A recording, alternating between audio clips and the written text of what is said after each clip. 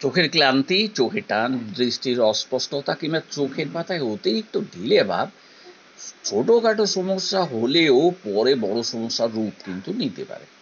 আজকে আমরা জানবো এক অসাধারণ বায়োকেমিক সল্ট, ক্যালকেরিয়া ফ্লুরিকাম 12x বা 6x, সংক্ষেপে যাকে ক্যালফ্লোর বলা হয়। চোখের বিভিন্ন সমস্যায় এর কার্যকারিতা অসাধারণ। ক্যালফ্লোর হলো শরীরের টিস্যুর একটি গুরুত্বপূর্ণ উপাদান যা আমাদের ত্বক, চোখের পাতার টোন ও অস্থিসন্ধির স্থিতিস্থাপকতা বজায় রাখতে সহায়তা করে।